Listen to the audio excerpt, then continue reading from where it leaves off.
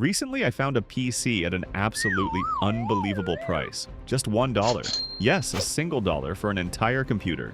It sounds like an insane deal, but what I received definitely wasn't free. Inside the case was a ridiculous amount of dust. The hardware was clearly worn down, and the system could barely run without crashing. That immediately made me wonder whether I had been scammed, or if this was actually the cheapest hidden gem I've ever come across. And more importantly, can a PC this bad handle the most played multiplayer game in the world today? Minecraft? Let's open the box and see what happens. I was honestly hoping this wouldn't be something completely useless. Please, let it be a PC.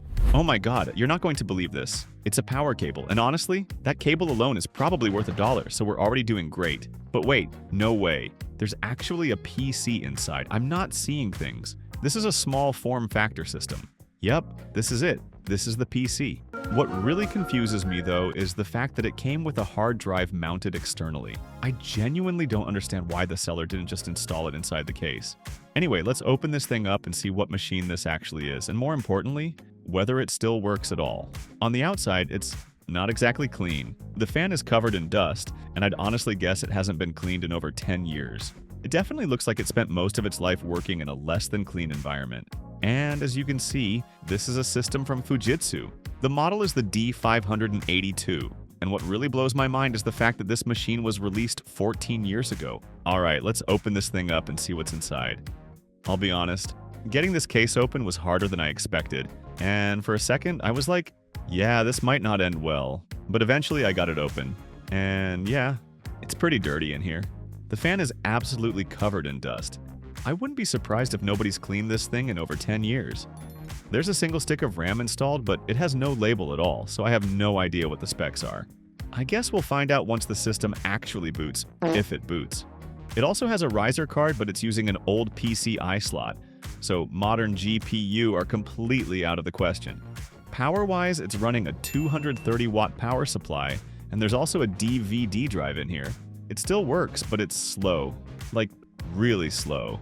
Overall, it looks exactly like what you'd expect from a PC that's been sitting in an office corner for years without anyone touching it. Alright, let's plug in the hard drive and see what we can actually do with this $1 PC. Okay, yeah, that's not good. The data connector on this drive is damaged. It looks like someone snapped off part of the plastic spacer.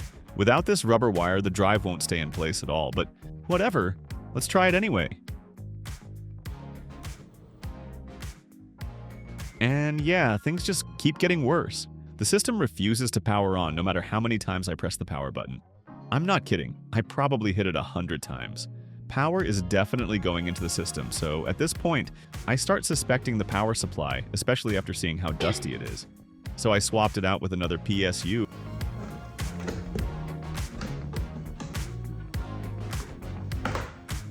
I honestly couldn't believe it. The moment I plugged it in, the system powered on instantly. That's great news for the PC, and very bad news for the original power supply. That beeping sound you're hearing is the post beep after I power the system on. It beeps 4 times, which almost always points to a RAM issue. I tried cleaning both the RAM contacts and the slot itself, but the system still wouldn't boot. And then I noticed something that honestly made my heart sink. There's a missing component right in the middle of the RAM stick.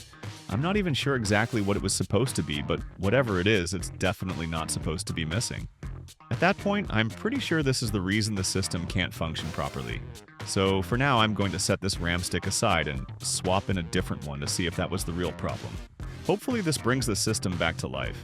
I tried cleaning both the RAM contacts, and just like that, the annoying beeping was gone. But now there was a new problem.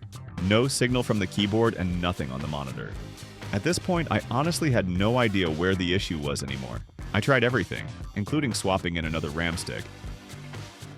But the system would power on for a moment, and then shut itself off again. So the next thing I did was remove the CPU cooler, just to make sure the CPU itself was actually working by checking the temperature.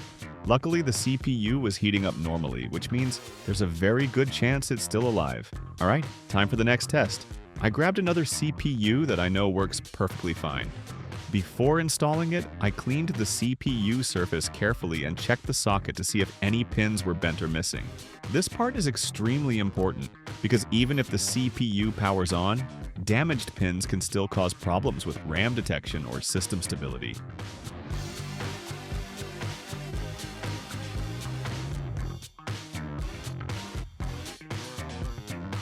At first glance, everything looked fine, so I tried booting the system again, and again, and again. But the result didn't change. The system still refused to wake up. It was basically stuck in a half-alive state. And then it finally hit me. There was one serious issue I completely overlooked from the start. The CMOS battery. Yep, a dead CMOS battery can absolutely stop a PC from booting, especially if it loses hardware configuration or fails to properly detect the storage drive. And suddenly, everything started to make sense. And it turns out, my guess was right. The system finally powered on and made it into the BIOS. But it turns out someone had set a BIOS password on this system before. So yeah, I can't access the BIOS at all right now. The only way around it would be to reflash the BIOS on this motherboard. And honestly, that's just not something I need to do at the moment. At that moment, it felt like I'd just woken a PC up from a deep coma. Unfortunately, not everything survived. The hard drive is no longer usable because the connector is physically damaged. That one's just gone. I also tried the original RAM stick again, but yeah, that one's dead too. Funny enough, both parts ended up sharing the same fate. With a $1 PC, all I'm left with now is a working motherboard and CPU. So the big question is, what CPU is actually inside this thing? Let's hook up a drive and finally find out what we're dealing with. And inside, it turns out there's an i5 2500. Yep, a 4-core, 4-thread CPU. In CPU-Z, it scores about 1,292 points in multi-core and 330 points in single-core. It also comes with Intel HD Graphics 2000. For video playback, it actually does a pretty decent job at Full HD. The CPU usage sits close to 90%, which sounds scary, but there's a good reason for that. Even though this chip came out back in 2011, HD 2000 includes dedicated video decoding hardware, which takes a lot of pressure off the CPU when playing videos, even on relatively weak systems. That said, once I push the resolution up to 2K, things start to fall apart pretty quickly. Stuttering becomes more frequent, the CPU stays pinned at max usage, and you can clearly tell this is where it starts to struggle. So overall, it handles full HD video playback just fine. But the real question now is, can it run one of the most popular games right now? Yeah, no way. The game straight up told me that my iGPU is too old and refused to launch. That was on Minecraft version 1.16, by the way. So I had no choice but to roll back to version 1.8.9. And thankfully, the game finally launched. But the FPS? Yeah, it was bad. I was getting around 13 FPS just walking around in a forest. That's not something I can accept. So I started lowering every setting as far down as it would go, with one simple goal: at least 60 frames per second. And this is where things got interesting. Somehow, it actually worked. The game was pushing over 60 frames per second, which honestly surprised me. And when I looked straight up at the sky, I could even hit around 90 frames per second. More importantly, the gameplay felt smooth. No major stutters, no sudden drops, at least within reasonable limits. Of course, the moment you want better graphics, the FPS takes a pretty hard hit. But at the lowest settings, this was way better than I expected. I also tested a few more games, but in most cases, this CPU could only manage around 20 frames per second, even at very low settings and low resolutions. Realistically, it can only handle some older games, and that's a clear limitation of this system.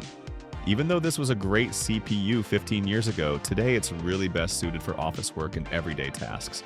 So don't go in expecting too much from it. Alright, thanks for watching all the way to the end.